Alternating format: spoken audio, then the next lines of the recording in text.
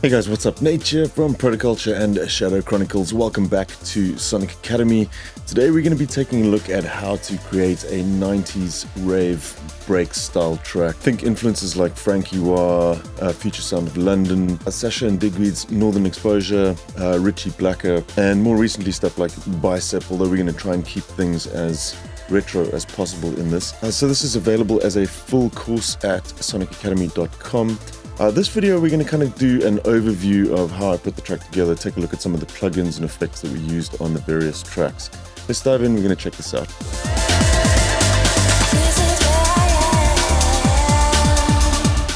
Right, so as usual I'm working in Cubase for this project. Let's take a look at the drum section first.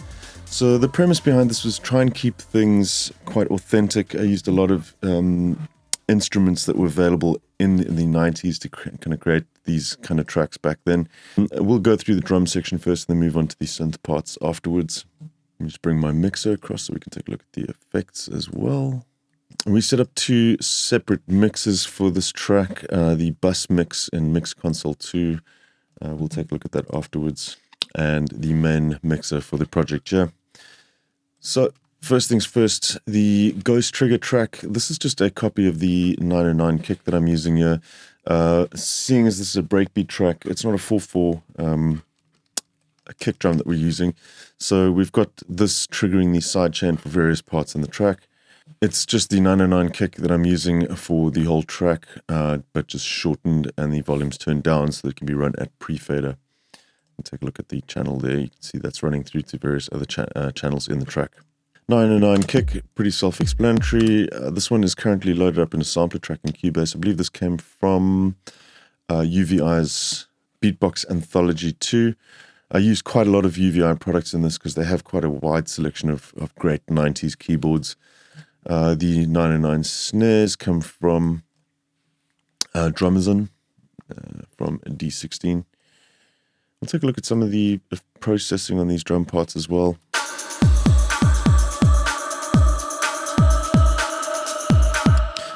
I'm using shade for filtering, just to roll off some of the lows. I've also tried to stick to using channel strips as much as possible as well. So we've got, let's solo this section here. Drum parts comprising of the snare drum that we have. We've also got an 808 snare.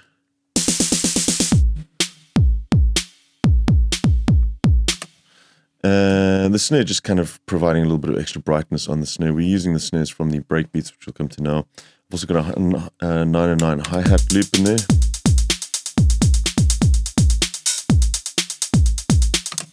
And then our two breakbeats, we sampled the Amen break that has brought in a Rex file actually, and then transferred that into a Cubase sampler track so that these can be triggered individually. This sounds like this.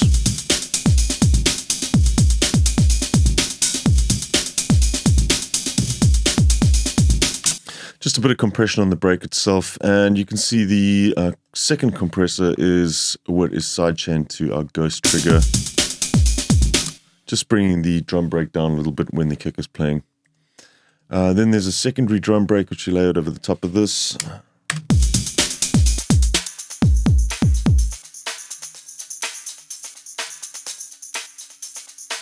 Pretty much the same, just running through a bit of reverb and the sidechain compressor there. This one I believe I just used the Rex file straight as it is and rearranged the parts around a little bit just to generate a loop for us there.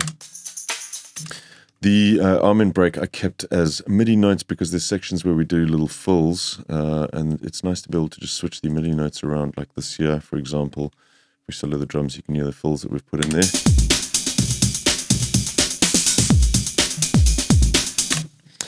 Everything's running through a SP 2016 reverb from Eventide. Just sticking with the retro theme, this is a classic reverb from the 80s and part of the Eventide Clockworks bundle.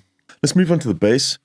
So another classic sample. This has been used hundreds of times in classic dance records, everything from Ace of Base to Wigfield, loads of old rave tracks from the 90s. And this is the Lately bass from the Yamaha TX81. And it's just an iconic bass sound. There's not a whole lot that we're doing to this. A little bit of distortion from Quadrafuzz. I just boosted the mids slightly, or the lower mids. A little bit of filtering and EQ from Shade.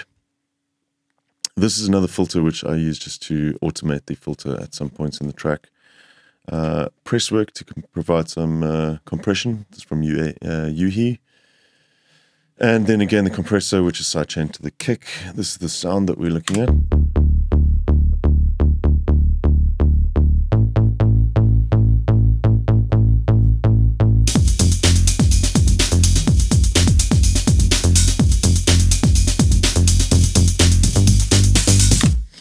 Cool. So let's move on to the pads and instrument sounds, all these synth parts. I brought in a number of sounds from some of the stalwarts of the 90s as far as keyboards and synths go. Early 90s, you had stuff like the Yamaha SY77, Roland D50, Korg M1. There's a number of M1 and D50 sounds in here. I used the stuff from UVI for these. So they are sample-based libraries. I'm a big fan. They're all part of Vintage Vault, which is the complete package of all their sample synths that they do, all their vintage synths. They're not extremely editable like some of the Roland Cloud offerings, but they're incredibly well put together samples and really kind of give you that authentic 90s sound. So we've got some D50 pads in here.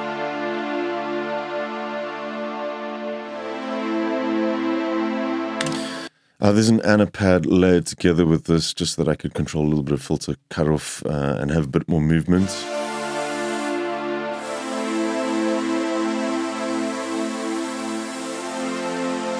And they just kind of provide a top layer for those D50 pads. Then we've got these Vox pads which come in later in the track. This is from the Korg M1. Just kind of retro Vox pad patch from the M1 with a very classic kind of gated pattern on it as well. We'll take a listen to this.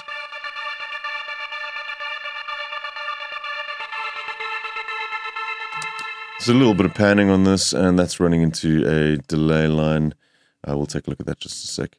The high strings, I believe this is also from the M1. The D50. Then there's also an additional pad layer which plays some different notes to the bass chord progression that we have there. This is from a KY K5000 synth, which was an additive synthesizer that came out in the 90s as well. We'll take a listen to that as well.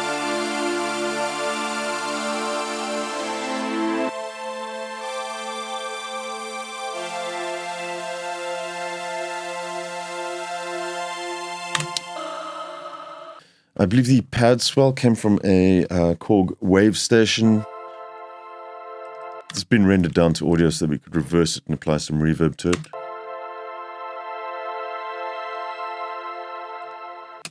And then just an additional pad bed from a effects sample library, the Sonic Academy Ultimate Effects 3.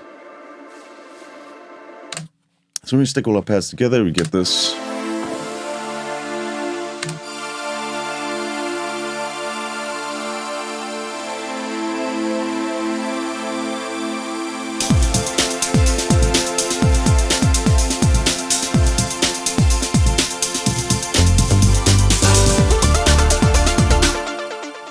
Cool. Let's move on and look at some of the lead sounds. We've got a classic house piano from the M1 as well.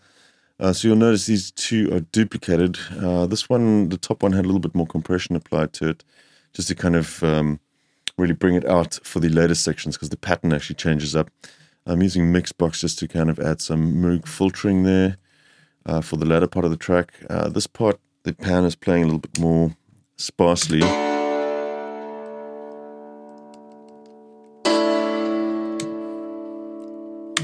Later on in the track, we've got this sort of classic house piano pattern, which drops in the break.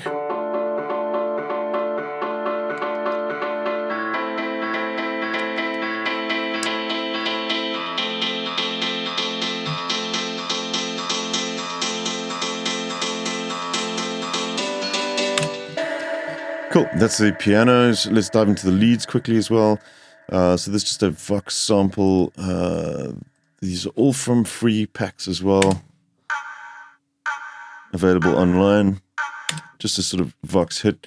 Then we've got a JP8000. So I have an actual JP8000 in the studio behind me, but for the sake of this tutorial, I actually ended up using Diva. The DCO oscillator in Diva is in fact a copy of the JP8000 oscillator, where you've got the classic JP8000 Super Saw. Mixed that up with noise and added quite a high Q value to the noise, so that gives it sort of a tonal sound to it. Let's just take a listen to some of the leads that we programmed there. It's basically an arpeggiator patch running there.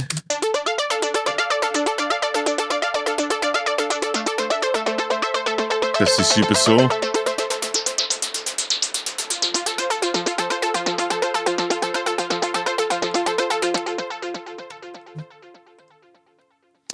And then later on in the track, there's one instance of Anna from their synthwave preset bundle. Kind of like a lo-fi Voxy sound, which just kind of mirrors the Vox hit that we have playing throughout the whole track.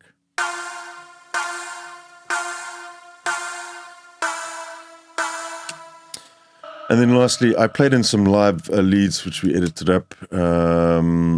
And these are coming from an EMU Emulator 2.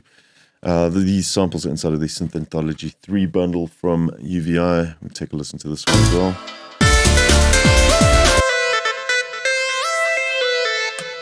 So just to make this a little bit more interesting, we'll take a look at some of the processing I did. I added a little bit of compression here. I'm using the Instant Phaser from Eventide, also part of the Clockworks bundle. A little bit of micro pitch for chorusing. That's part of the H9 bundle from Eventide. Valhalla delay in the classic retro digital mode, as well as the SP2016 reverb again, and then some additional filtering from Shade to kind of blend this out in this section. We sort of added a bit more reverb to kind of push it into the back of the mix and then gradually high pass it out. We'll take a listen to what you get there.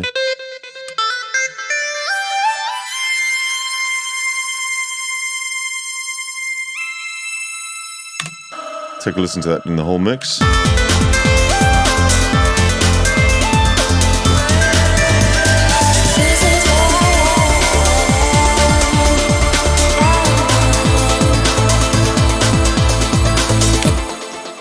Cool, and lastly we get down to the vocals. Again, these were free samples from a sample pack, I believe from lander.com. They have some free sample libraries that you can browse through and download. The main vocal. This is where I am. Main vocal is printed with effects in it already. What I've done here is actually manually just draw in some volume fades on the clips themselves, just to kind of control the delays that they had in there already. And then on top of that, I actually added in some extra reverb from Comet. I wanted quite a lush chorused reverb effect over the top of that. Mag EQ for a bit of air. I'm using the white 2A compressor from T-Rax just to control the vocals a little bit, as well as an SPL de-esser just to pull out some of the harsh S frequencies around 8K, just to control those slightly. And then also a BX SSL 9000J console strip on that as well for some additional EQ. Then we just had some other washes that we put over the vocals as well. So this is a vocal sample that we just simply stretched out. I think I doubled it or quadrupled the length of it. And it's just running through Black Hole from Eventide, and then Ozone Imager just to spread it out a little bit so that it's kind of on the sides of the main vocal. And then another sample that we pulled from the same pack. Again, a little bit of, in this case, a little bit of delay on that. Mag EQ for a bit of brightness and air. I'm using BX Opto in this one just to compress it slightly. Comet again. Comet's a great reverb for kind of really lush, chorusy reverbs. And Shade for some filtering again. And all the vocals together sound a bit like this. This is where I am.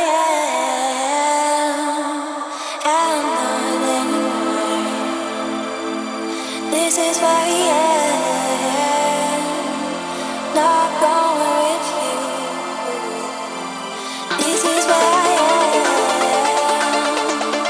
it's not the way it goes. This is where I am, it's not the way it should go. Cool. So we'll just talk briefly about the mix. I'm not going to cover the effects stuff. All of these are from the Ultimate Effects 3 library from Sonic Academy, which is available now. I'll bring back this mixer just for a sec, because what we did is actually group all these sections into buses and created a little submix in a mix console 2. And you can see we've got the BX consoles running across all of the channels. I'm set them up to kind of create a sort of virtual summing desk. Each one of these, if you've used these, you should know that you can set these to this random all. And it uses the TMT. It creates slight variances in each of the channels to kind of emulate an analog desk. On our drum bus, we've got some EQ from the Bax EQ Master. I believe this one we're just boosting the highs a little bit there, as well as a bus compressor, the SSL Duende stereo bus compressor. This one was quite important. So a lot of this stuff, a lot of the breakbeats in the 90s break stuff was often sampled in old school digital samplers. So what I did here to emulate that was to use a preset from Decimort. This is actually an Akai S20 sampler. You can see the bit rates reduced down a little bit, and just kind of creates a nice bit of punch and grit to our drum loop. Take a look.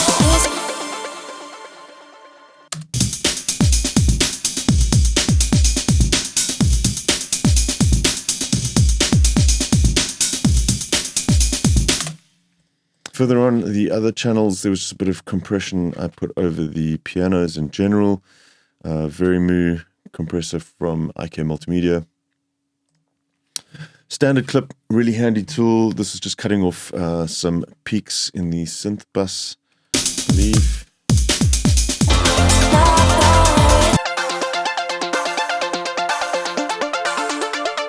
So I was just controlling a few transients on some of the little vocal stabs. It's a great tool for just kind of increasing your headroom, just clipping off the transients, as long as you don't do too much, because it technically is distortion that you're inducing here. But really handy little tool at this stage to kind of just shave off some transients. I found quite useful on drum buses as well. The rest of this is fairly self-explanatory, a bit of compression from Iron as well, really gentle compression of the submix for the synths. So the pad bus, piano bus, and synth bus are actually all running into a synth submix, which has a bit of general compression leveling over the top of it as well. And that pretty much covers most of the track. It's not an incredibly complex track, but that was intentional as well to kind of stick with the authenticity of this kind of sound. So we can just check out just a quick playback. We'll just go from the break, and you can check out the whole mix once everything is playing. Here we go.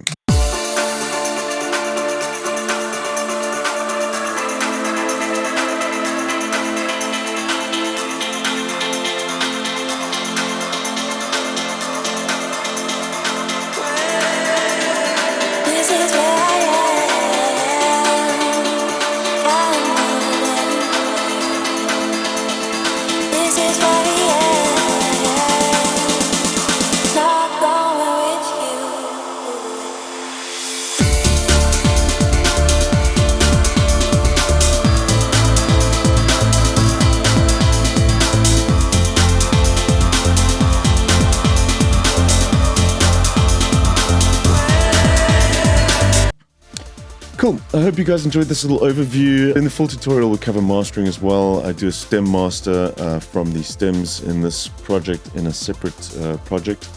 Also, we take you through every step of the way of creating this, right down from creating the concept of the track to sampling and putting these synth parts together, mixing and everything in between. I hope you guys enjoyed the video, and I will catch you soon right here at Sonic Academy. Cheers. Thanks everyone for watching. We really appreciate all the support from you guys. If you love this video, then smash a like, and if you want to be notified about new videos, hit the subscribe and notification buttons. Peace!